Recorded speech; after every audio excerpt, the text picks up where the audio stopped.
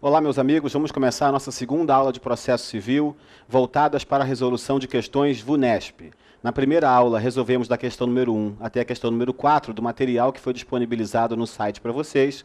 Hoje começamos na questão número 5. Vamos a ela. Quinta questão. Segundo é sabido, quanto aos princípios gerais do direito processual civil, assinale a alternativa correta. Questão, então, envolvendo princípios do direito processual civil. Letra A. O juiz coloca-se entre as partes e acima delas no desempenho de sua função dentro do processo. O juiz está entre as partes e acima delas na hora de prestar a tutela jurisdicional. Isso significa que nós temos essa visualização do processo: juiz, autor e réu. E todo mundo conhece essa classificação do direito e da relação processual. E o juiz está acima das partes, porque representa o Estado e a sua posição de superioridade, e está equidistante das partes, o que demonstra a sua imparcialidade. A letra A, portanto, está correta. O juiz coloca a si mesmo entre as partes em posição de equidistância e acima delas, para configurar tanto a imparcialidade quanto a supremacia estatal no desempenho da sua função dentro do processo. Letra A, portanto, alternativa correta. Mas ainda sobre a letra A, vamos voltar aqui no quadro. Essa posição de superioridade e de equidistância das partes garantem a imparcialidade do juiz. Pergunta: existem outros princípios que asseguram a imparcialidade do juiz? Claro que sim. Quais são os princípios que garantem essa imparcialidade do juiz? Primeiro, o princípio da inércia da jurisdição. Previsão do artigo 2º do CPC, que diz: nenhum juiz prestará tutela jurisdicional, senão quando a parte ou o interessado a requerer no prazo e forma legais. O juiz só pode exercer a jurisdição quando for provocado. Porque esse princípio da inércia da jurisdição é também um garantidor da imparcialidade? Porque se o juiz puder instaurar processos de ofício, ele estaria sendo imparcial na instauração desse processo? Imaginem que o juiz presencia uma agressão, um acidente ou um ilícito civil qualquer e resolve instaurar de ofício em favor da vítima uma ação em face daquele causador do dano. Será que o juiz, quando ele toma a iniciativa de demandar alguém em favor de outrem, ele está sendo imparcial? Provavelmente não. A inércia, portanto, é garantidor da imparcialidade do juiz. Ok? Muito bem. A letra A é a alternativa correta, já vimos. Vamos ver por que as letras B, C e D estão erradas. Letra B. Não é para assegurar a imparcialidade do juiz, mas sim para reforçar sua autoridade, que a Constituição da República estipula garantias e prescreve vedações ao juiz. Acabamos de ver na letra A. Essas garantias para o magistrado, essas vedações que a lei prevê também ao magistrado, são sim para garantir a sua imparcialidade. Vamos fazer o seguinte: garantias ao magistrado e vedações ao magistrado. Vamos ver que garantias são essas e que vedações são essas e em que medida essas garantias e vedações são capazes de assegurar a imparcialidade do juiz. Primeira garantia: inamovibilidade. O juiz é inamovível. O juiz, uma vez titular naquele juízo, ele não pode ser retirado dali a não ser por sua vontade ou por decisão em processo disciplinar administrativo. Portanto, ele tem a garantia de que jamais vai ser retirado dali contra a sua vontade, o que significa que ele pode julgar sem medos, sem constrangimento de prejudicar ou desagradar A ou B, porque ele é inamovível. Outra garantia. Princípio do livre convencimento motivado.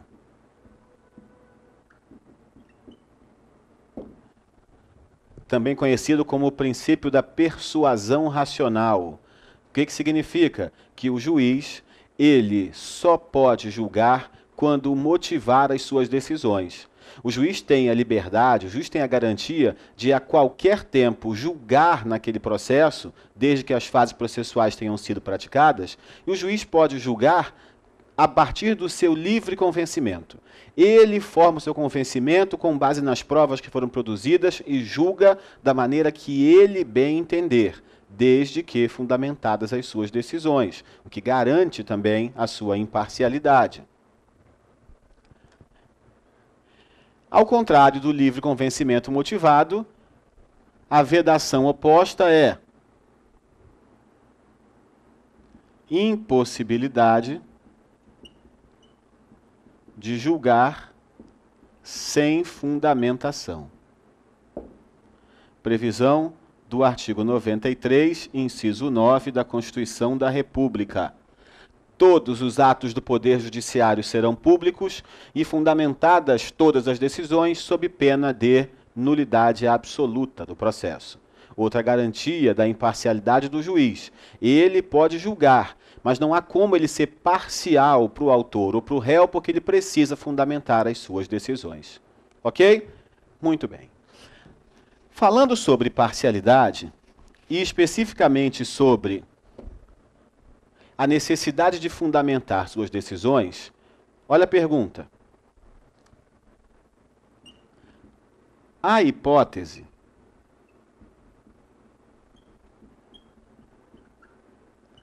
de decisão sem fundamentação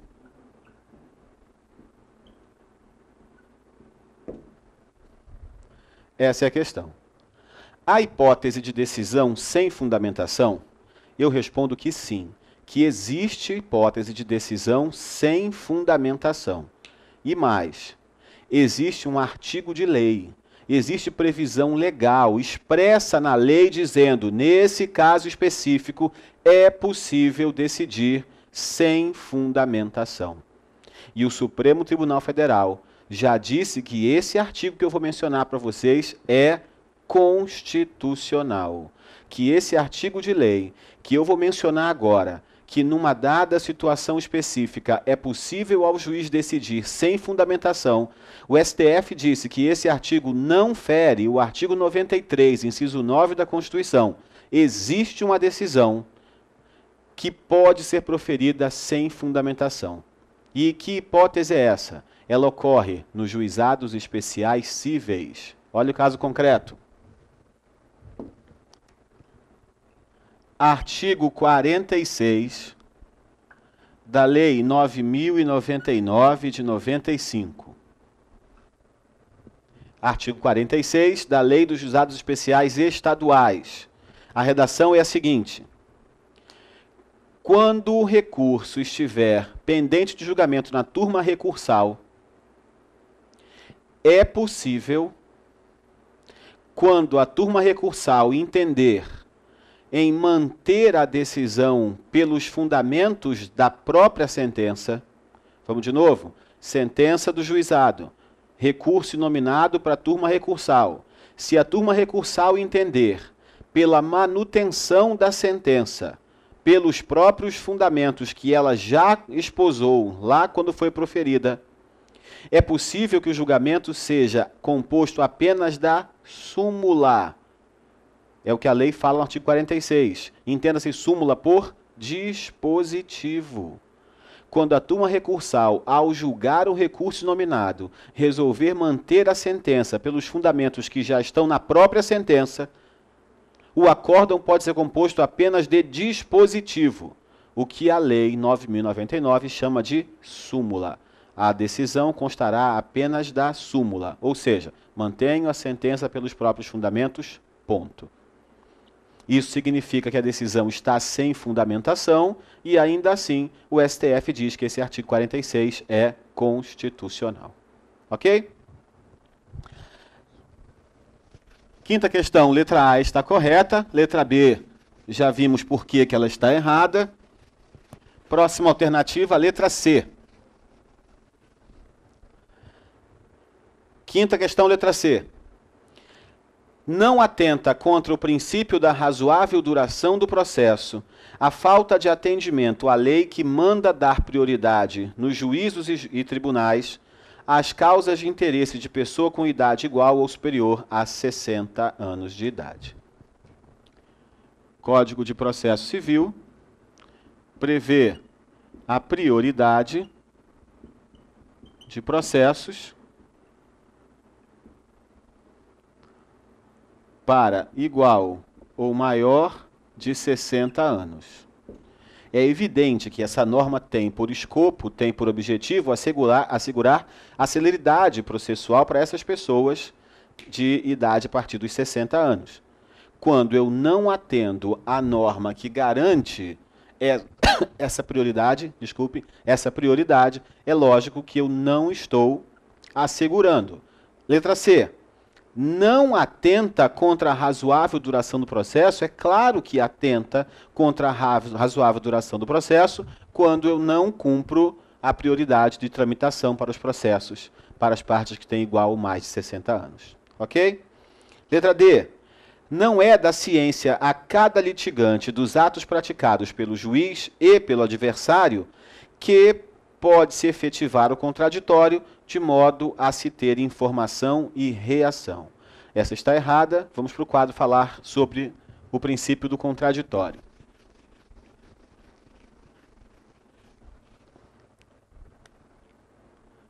O contraditório está previsto no artigo 5º,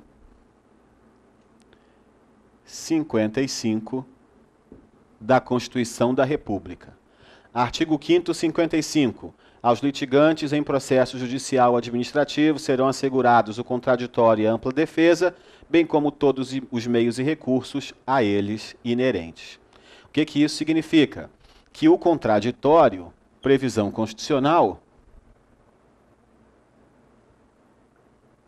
é a possibilidade de manifestação sobre todos os atos do processo. É a possibilidade de manifestação sobre todos os atos e termos do processo.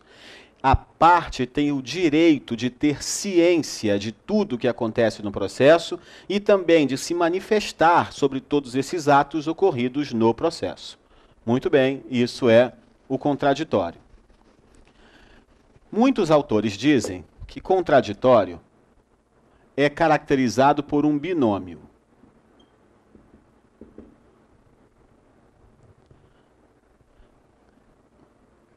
Primeiro elemento do contraditório: ciência de todos os atos e termos do processo e possibilidade de manifestação sobre esses atos e termos. É um binômio que caracteriza o contraditório. Esses dois elementos são cumulativos, o primeiro e o segundo. E aí estaria caracterizado o princípio do contraditório. Eu tenho o direito de ter ciência sobre todos os atos e termos do processo e também o direito de me manifestar sobre todos esses atos e termos. Mas, na verdade, o contraditório não pode ser encarado como um binômio. E eu vou mostrar para vocês, num caso concreto, e eu escolhi para falar sobre esse caso concreto, os juizados especiais cíveis. Existe um caso no juizado em que eu atendo a esses dois elementos do binômio e ainda assim não estará caracterizado o contraditório. Caso concreto: Juizado especial cível. Audiência de instrução e julgamento. O que às vezes acontece numa dessas audiências? Não é sempre que isso acontece, é claro, mas pode acontecer a seguinte situação concreta. O autor e o réu estão na IJ, o juiz tenta a conciliação novamente e de novo foi sem sucesso. O juiz então pede para o réu apresentar a sua resposta. Aí ele oferece a sua contestação. Daqui oferece a contestação. O juiz pega a contestação, entrega para o autor. O autor teve ciência do ato de contestação? Sim. O juiz então pergunta se o autor quer se manifestar sobre aquela contestação do réu. Ele se manifesta, geralmente se reporta, mas ele pode aduzir fatos novos com relação ao que está na contestação e devolve para o juiz. Eu dei ciência ao réu, ao autor da contestação? Sim. Eu dei a ele possibilidade de se manifestar sobre esse ato processual contestação? Sim. Está assegurado o contraditório? Me digam vocês. Vamos terminar essa audiência primeiro. O juiz, então, pega aquela contestação, junta no processo, vira para o lado para o secretário e diz: sentença. E dita a sentença. E em nenhum momento o juiz leu para aquela contestação. Eu pergunto, está assegurado o contraditório para o réu? Vamos ver. São dois elementos, binômio, dois elementos. Primeiro, ciência da petição inicial. Existiu? Sim. Possibilidade de se manifestar sobre ela. Contestação. Existiu? Também. Assegurou o contraditório? Você faz aquela peça de contestação, entrega para o juiz, ele junta no processo sem sequer ler, vira para o lado e profere sentença. Adiantou alguma coisa permitir a parte se manifestar em sede de contestação? Absolutamente nada. Claro que não. Então, na verdade, contraditório não é o direito de falar. Eu fui cientificado e pude me manifestar. Contraditório não é o direito de falar. Contraditório é o direito de ser ouvido. Contraditório é o direito de poder influenciar na decisão do juiz quando você se manifesta sobre todos os atos e termos do processo. Então, na verdade, em vez de binômio, digam que o contraditório é composto por um trinômio. Os dois primeiros nós já vimos. E o terceiro? Possibilidade de influenciar na decisão do juiz. Agora sim o contraditório está completo. Eu tenho ciência de todos os atos e termos do processo, eu posso me manifestar sobre eles e essa manifestação me possibilita influenciar na decisão do juiz. Porque de nada adianta eu poder me manifestar sobre todos os atos e termos do processo se o juiz não vai ler a minha manifestação. Ok? Assegurado, então, o contraditório. Letra D. Não é da ciência a cada litigante dos atos praticados pelo juiz ou pelo adversário que começa a contar o contraditório? Ou seja, quando é que o contraditório passa a ser efetivado? Quando o juiz ou a parte contrária pratica um ato e a partir dali se dá ciência para que se faça alguma coisa. Letra D, então, está errada por causa desse não. Leiam de novo a letra D sem o não. É da ciência a cada litigante dos atos praticados pelo juiz e pelo adversário que, no processo, pode-se efetivar o contraditório, de modo a se ter informação e reação. Assim estaria certa a letra D. Com a palavrinha não no começo, ela fica errada. Ok? Aqui encerramos a primeira questão. Vamos continuar na sequência com a questão número 6.